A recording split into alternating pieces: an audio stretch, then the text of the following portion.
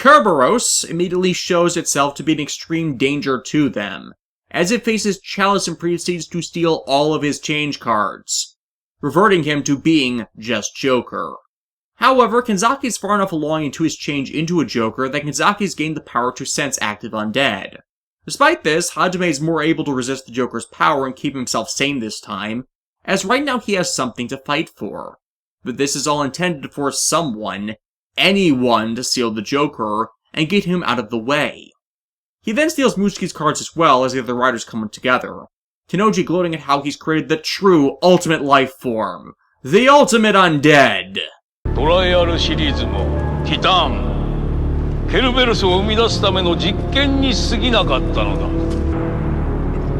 だケルベロスは誰にも止められない Even King form appears to initially falter, but once again Kanzaki's will to protect anyone makes him suppress his limits and continue down the path of the Joker, managing to overwhelm Kerberos. Tennoji, however, is annoyed, officially declaring them fired and demanding they return his equipment. Though I have no idea why the hell you would think that would work. ケルベロスよお前の本当の力を見せる時が来たお前とジョーカーを封印するその時地上に残るアンデッドはケルベロス一体のみそして神が現れケルベロスに祝福を与えるバトルファイトの勝利者に Dude, just buy a dinner. Otherwise accept that it's just not into you. Yes, that is what Blade has been reduced to. One man's journey to be acknowledged by God, taken in the most perverse way possible. Thanos made a more reasonable attempt to woo death in the Infinity Gauntlet. However, they are not done with Kerberos, as Kanai tries to claim the card and end Tennoji's manipulation of the game, and Tennoji reveals how he's planned for Kerberos to be defeated. For by its defeat, it's been officially recognized as a seal, meaning it's a real card that he can use. 変身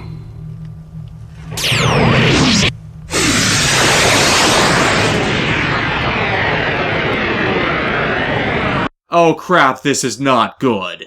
Still amidst this, Kanzaki returns Hajime's cards, allowing him to suppress the power of the Joker again.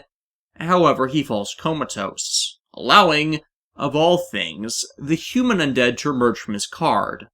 It reveals that his sealing is as I said, intending to change the nature of the Joker by allowing itself to influence him like Spider did Mutsuki, making it so that even when the Joker isn't human, the Joker wishes to live its life as a human. So will seek to return to the human spirit cards used to return to that form. It also reveals what the prize for winning actually is. The monolith gives the final survivor unlimited power to do with as they wish. Change the world, assert things to evolve, to grow, to spread or multiply. With human and the original 52 undead wanting to use it to propagate their own species with Joker, death as we've seen before. And this thus explains what Tennoji's been after. By creating an artificial undead recognized by the monolith, which is subservient to him, and then fusing with it, Tennoji can become a true god. Well, that wraps up the big mystery. Wait, why would benign undead not want to seek that power so it wouldn't fall into the wrong hands? Noboru liked humanity. He wouldn't do anything terrible with that power, we presume, as now the extermination of one life form on this planet isn't automatic. In fact, this now calls into question the actions of several undead who are more than fine with modern-day Earth but kept being drawn into battle. Still, with this known, they know the stakes and what'll happen if they lose. But not what Tennoji would do with it. Coming to him, and learning he is nothing but an omnicidal maniac. Wanting to create a world of eternal peace, but no living human is worthy of living in that new world order. And as he's a rich 1%er dumbass, that just makes his recent actions even more dumb. As now with his Kerberos card, it didn't matter at all that Kanzaki was becoming an undead. He could just fight, defeat, and seal him himself if all the other riders were defeated or their gears turned in. You could still have waited until they sealed everything and were moving to wrap this all up. He literally sabotaged himself for no reason. I mean, don't get me wrong, these are good twists, but they're just written so stupidly and shallowly. As Japan freaking loves to abuse this exact same goddamn trope in so many series, it's honestly depressing how often they manage to entirely screw this up. Zamasu from Dragon Ball Super had the same MO, and it's near universally agreed that when he got to the same point Tennoji's at here is when the Goku Black arc went to crap. And yet they did this better overall. But regardless, in time for our heroes together to stop him. While Kanai helps them out in stabilizing Mutsuki, he doesn't actually help them out. It's in fact Liango's powers that do that in paralyzing Tennoji.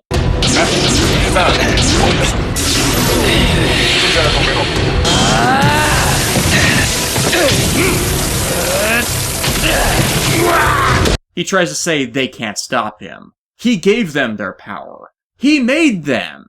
To them, he's a god. And are they gods?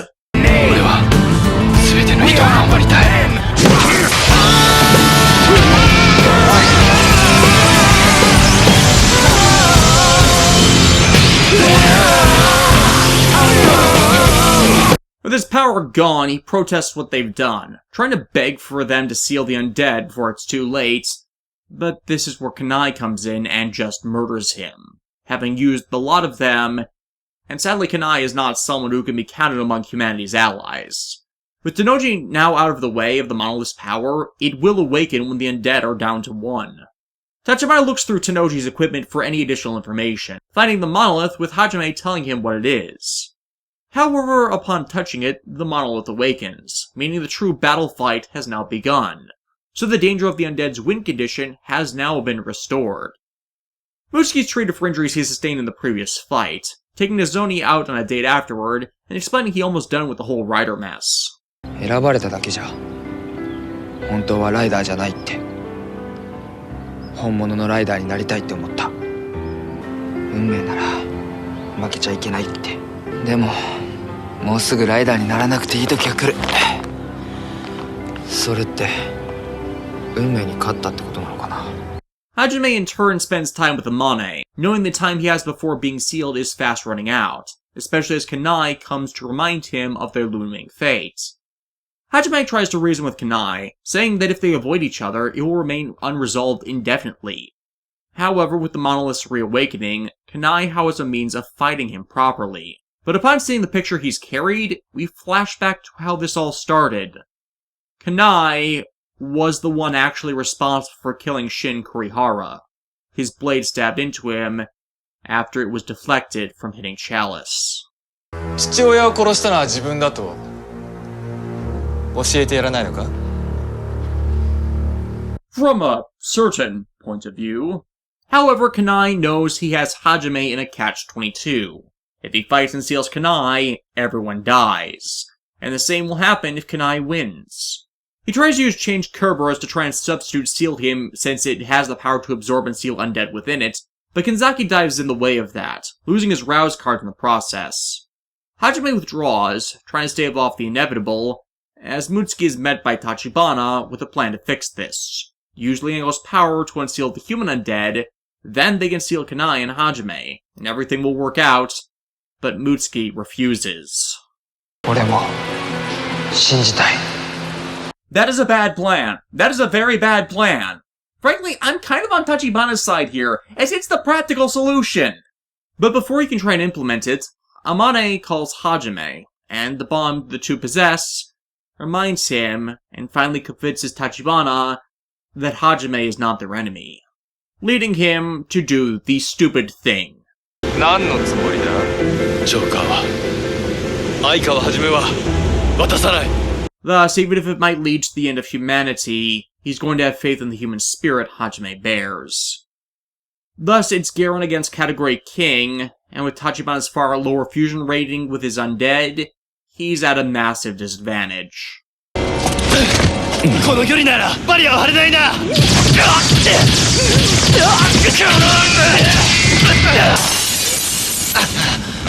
Crap. Now we know it's serious. 俺は全てを失った信じるべき正義も組織も愛する者もだから最後に残った者だけは失いたくない信じられる仲間だけは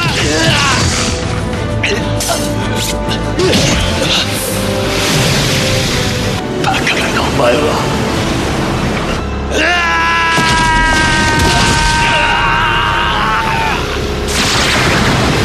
The 52nd Undead has been sealed. Tachibana is nowhere to be found.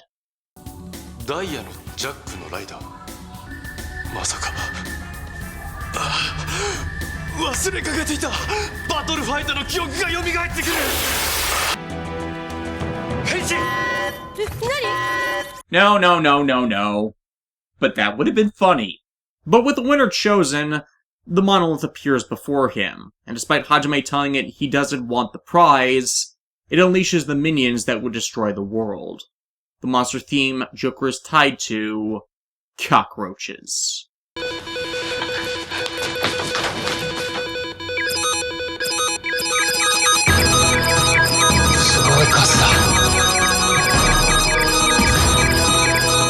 These dark roaches rapidly swarm everywhere, attacking to kill and destroy anyone and anything.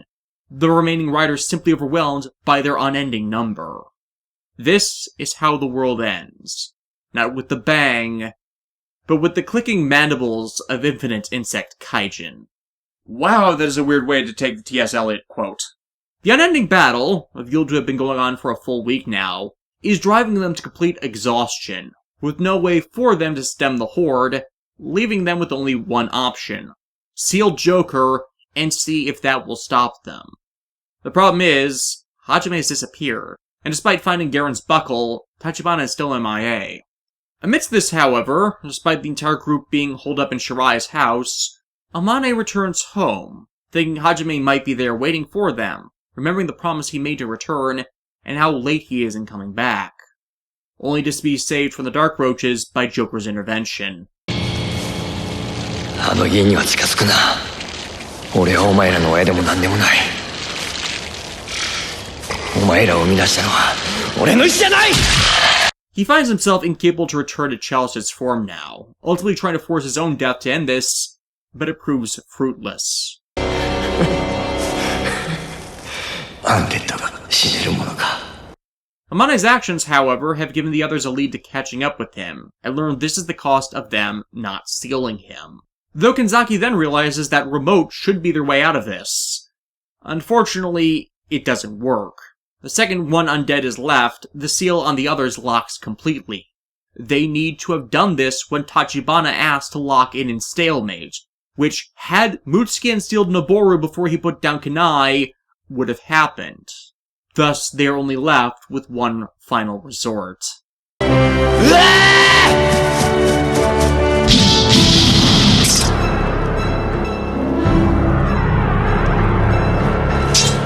Damn it, Kanzaki. I mean, I know where this is going, and he realized the solution right after, but he was all but begging you to do it. Granted, I get why he eventually went for another path, as this isn't a solution to the problem. What would happen next time some dumbass comes across the cards and unseals the undead? If that happens, this will all just repeat itself. The battle fight is a cycle of death and resurrection of supremacy between species. A cycle they can't break because the force behind it is so beyond all of them. The undead were its pawns and playthings to decide a question whose answer was long lost to time and understanding. For who can understand something that has no way of relating thoughts or ideas to anything not itself? Thus, the only way to respond to it is to not allow its central question to be answered. And Kanzaki is the sole individual to figure this out. The real reason why Tennoji wanted him out of the way, as he and Trial B figured it out long before them. Kanzaki engaging the swarms of roaches in king form, which drives him to the brink. 眠くてしょうがないんだ。今眠るわけにはいかない。キングフォームのせいだよ。今度こそジョーカーになってしまうかも。Exactly. As he continues to fight, Karasuma appears alongside Tachibana. The revealed Karasuma finally came back because Tennoji was beaten, and he was fearful in the face of his machinations. And he managed to come across Tachibana and get him medical treatment over the past week. They cover Kanzaki so he can recover, but with the Garen buckle destroyed, Tachibana can't join the fight. Unless he steals Kanzaki's belt, which Kanzaki can't let him. Not for what he has planned. 戦って待っていたんです。待っていた。There's that odd line delivery that's indicative to his character. The rest of them, however, are slow to catch on to the way out of this. Karasuma the first to realize it, and the personal cost Kanzaki will give in order to make it happen. Kanzaki finally finds Hajime again. Hajime resolved to let himself be sealed, as the roaches continue to spread and destroy. The police and military futilely try to hold off the roaches, but there are simply too many. Kanzaki and Hajime finally fighting, but Hajime half-asses it, resolved to force Kanzaki to seal him, only for him to see straight through it. 俺の体はもう俺の意志ではどうにもならない。一匹の獣に戻り、そんな俺を倒せるのはお前だけだ。 But that's not the solution he's found. For a deck of playing cards is not made up of 53, it's 54. There are supposed to be 2 jokers, one negating the advantage of the other's wild card. 神などいない。このバトルファイトも元はといえば地球に住む生物たちが望む進化だけを望む闘争本能、それら全てが融合してバトルファイトというシステムを生み出したのではないだろう。 And Kanzaki's path subverts that entire system because he is the only one that can do it. He's the only one who synchronizes with the undead so greatly, but is not consumed by their power, for he has no use for power. He has no use for that conflict, and he has no use for his physical humanity, as long as he is capable of helping people.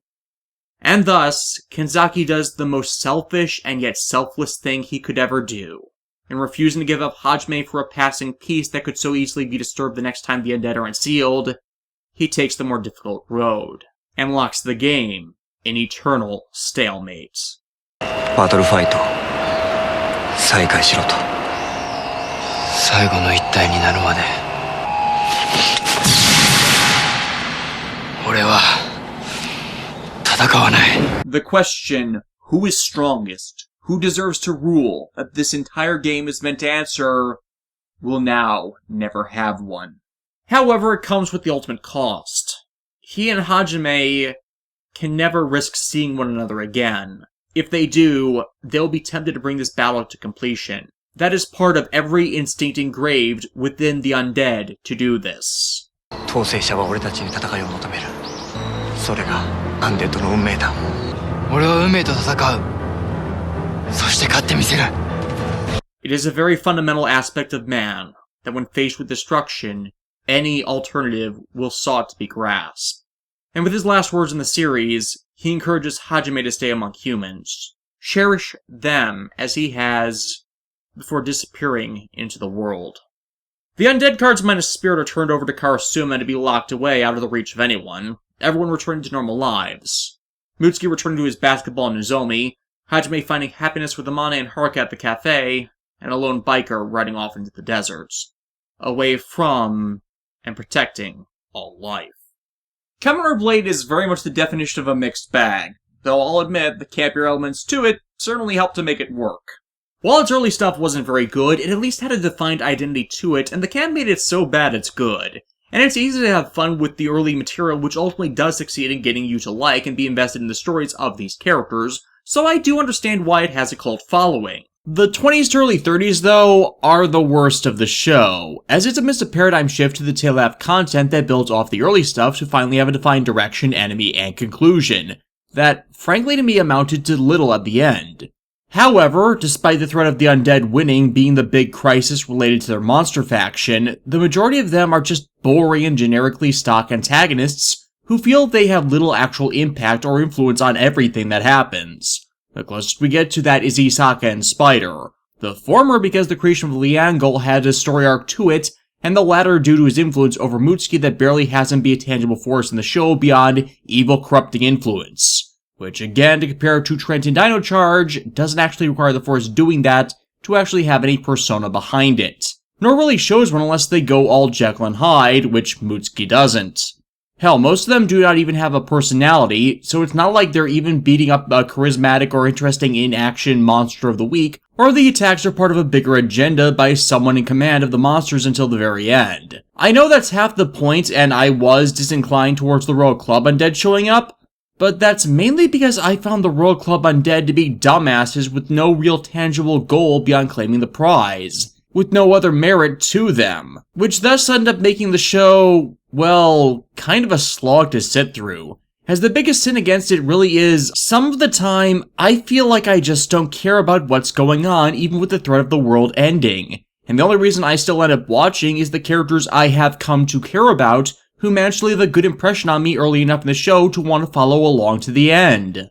So overall, I do feel the show as an entire product works and can be a good watch if you give its bad elements some leeway, but it's not the most astounding series. I do give them immense credit, however, for not chickening out with their endgame. It's alluded to since the beginning that Kanzaki is going to have to shut down Hajime eventually, and I can't undersell how powerful it actually is for Kanzaki to follow through with that, and not stupidly avoid doing what was necessary, but also in that do the right thing in not punishing Hajime simply for existing. Kamen Riders are supposed to do this exact thing. Make the hard choices which will bring the most sought salvation, not constantly take the easy way out that will only solve the problem short term. The way he went about this, unless people do something stupid or his own will falters, is the only one by which humanity will never need to suffer the threat of the undead again, as the only two remaining are its eternal protectors.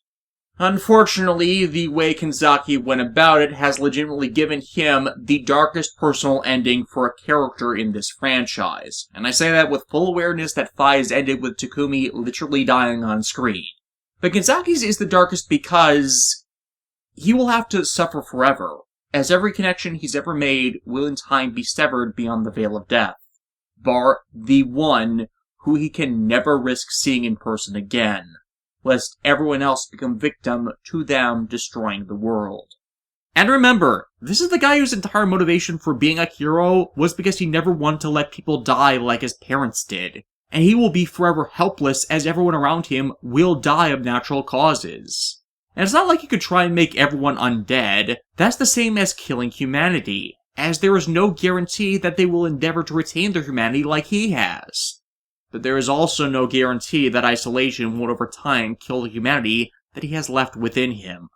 And well, that isn't supposition. Blade's story doesn't quite end here, as there have been made numerous extensions to the post-series tales for the Blade crew. The first is actually an SIC Hero Saga story, where Tachibana attempts to use the remaining Rouse cards in experiments intended to lock Kanzaki and Hajime in mortal human forms, devoid of the curse of the Joker.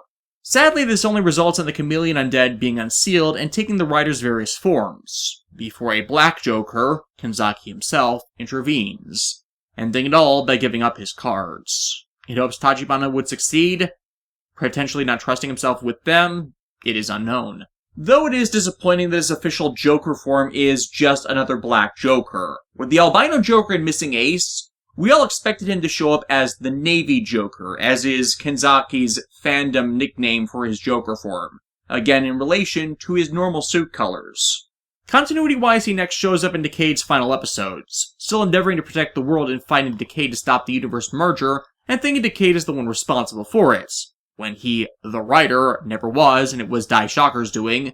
More recently, however, Kanzaki played a big part in the Tyson movie tie-in miniseries, Kamen Sentai Go Rider. And since I have blacklisted reviewing any more spring Tyson movies, let me just tell you that the Go Riders were just some bullshit Shinichiro Shirakura made up, excusing it as Shotari Shinomori's creations that got shafted in favor of Super Sentai, when, no, that didn't happen. A team of commoners like Ishinomori's manga Cyborg 009 was a discarded concept, called Five Rider, for what eventually became Kamen Rider Stronger, as it was felt such would conflict with the solo hero themes Kamen Rider embodied at the time. Himitsu Sentai Go Ranger was a completely different thing Ishinomori already had in planning and production at the time, and the two shows premiered on the exact same date. It was just revisionist history on Shirakura's part that Five Rider was dismissed for Go Ranger, as the guy doesn't like Super Sentai and keeps sabotaging it when he can. Actually, he sabotages everything with his presence, but the point still stands. Regardless, Kanzaki's role in Go Rider is a strange one. Emu Hojo, Kamen Rider's aide, gets trapped in a game labyrinth alongside Kanzaki and other dead Kamen Riders, stuck in a trap that kills a lot of them before resetting, as one of them is a traitor. It eventually revealed to ironically be Kanzaki himself, in fact a masquerading Dan Kuroto, Kamen Rider Genom, who recently had died, and this all being a backup program intended to revive him as an immortal being from harnessing the despair and power of those resurrected here.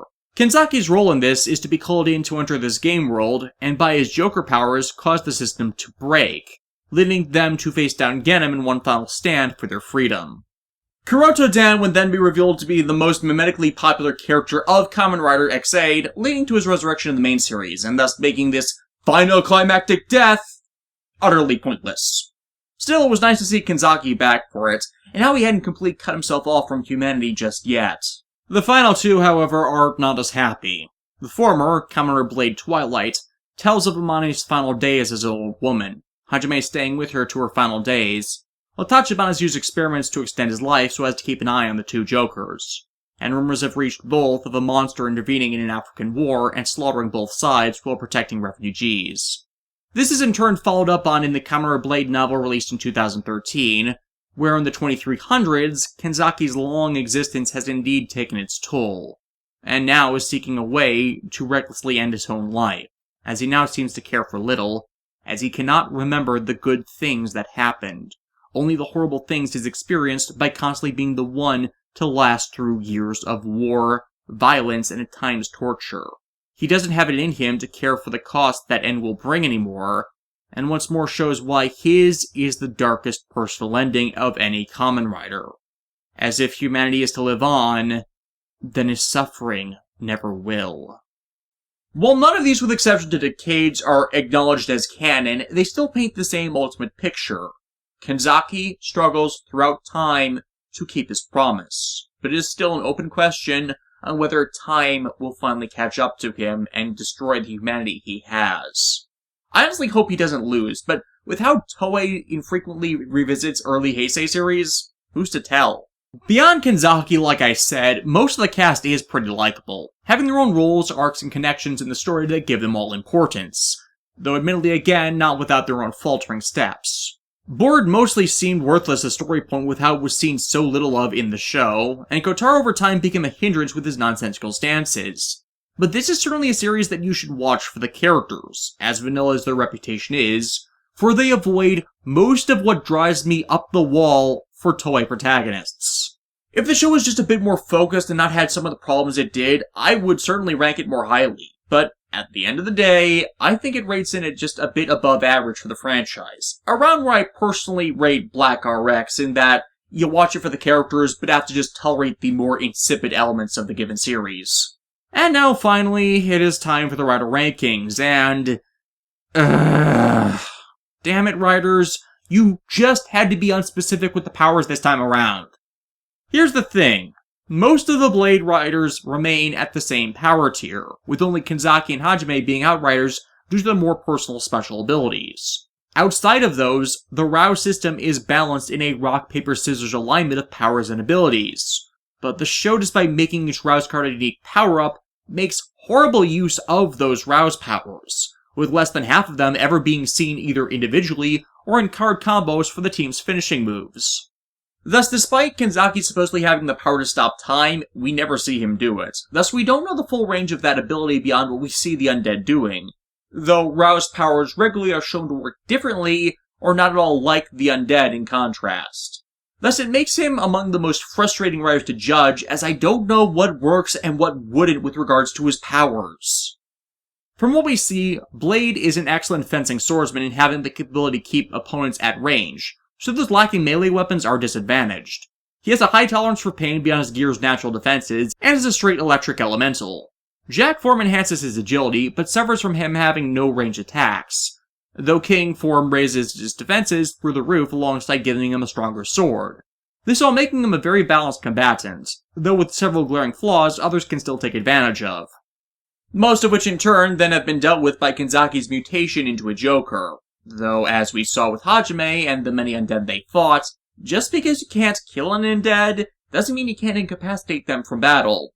However, the Blade system's restrictions of all cards requiring a cost of a value of AP, which is only gained throughout battle, means that most of Kenzaki's abilities are blocked off until late in a fight, meaning any who can utilize their own faster without restrictions have a defined advantage over him. His enhanced versatility and defensive ability certainly makes him an even match for Agito, While stat-wise Blade is weaker, Agito's immense wind-up for his attacks gives Blade more than enough time to arouse one of his cards to change his battle ability, even at the cost of AP for stronger ones. Most pertinently, Metal, Mach, and Time. And evolving to King form, since it was shown to devastate unmatched defensive ability, I feel could earn Kanzaki a win, if it were not for Shining Form's own immense speed and Agito's almost clairvoyant battle ability. Though sadly make Agito get an edge up on Blade. Thighs, though, is the reverse problem, as that gear is specialized in speed and penetrating attacks that defeat beings given second life. This seems on the outset the natural enemy of gear of one powered by Undead, with both of them being on comparable stat lines. I feel this one would come down to Blade's Mach or Time cards versus Thigh's Axle, as Thigh's Blaster is a more combat-capable final form in how it can deal at range with its jetpack and ranged guns. That Blade simply does not have good ways of dealing with beyond trying to close from range. Against Kuga is a straight wash. As has been showcased in both canon and pseudo-canon material, Kuga straight up eats electrical power to enhance itself, and as all of Blade's lesser formed finishing moves involve thunder, he wouldn't be able to do enough damage to put Kuga down. Worse is the King form situation, due to Kuga's ultimate ability to just straight up ignore armor class. Super 1 gives Blade the problem of having a close range specialist who can also hit from range, always Blade's Achilles heel, especially one who can match and outdo his own electrical abilities, and with his power hands, catch his blade. And Super 1 is also faster than him, with which to drop inside his guard and not allow him the time to rouse his cards in Ace form, can hit him while flying in Jack form, and outpace him entirely while in King form. Even with all the experience with a Blade Kanzaki garners, sadly wouldn't be enough against the full-on martial artist. And likewise, Black RX's form change abilities would block off most of Blade's AP-based skills from working. I'd like to say a Royal Straight Flush could overwhelm Black RX's forms, as we never see him taking that kind of overwhelming blast, but with Robo Rider and Bio Rider having augmented defenses against that, there's no certainty there'd be a win. But likewise, RX would have an immensely difficult time putting him down because he has so few attacks which could penetrate Blade's level of armor beyond the Revol Crash. So sadly, though I like Blade as a gear immensely, I feel in a power tier scaling he would not be up to the challenge of facing any of the current top 5. But unlike Ryuki, which was a wash from the clear ineptness of the character and system, here it's because of the AP cost system's inherent limitations to its use, and the question marks all around the full ability of his Rouse cards. Had those been better mediated and defined, he might have been able to at least outdo Thighs. But we're not exactly done. For as always with the Heisei stuff, we've got a tie-in movie to discuss. And I left it for last, as it is yet another alternative ending story for the series. Next time, we'll be talking about Kamen Rider Blade, Missing Ace.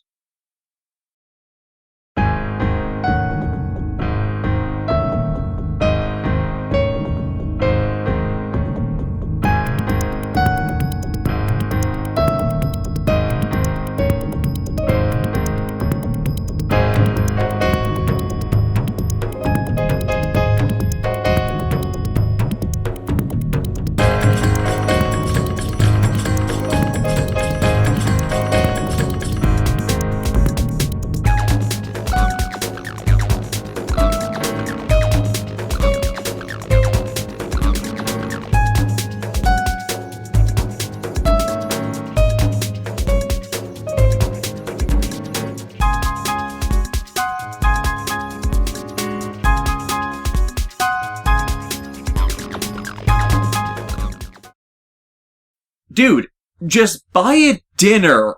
Otherwise, accept that it's just... Oh, God.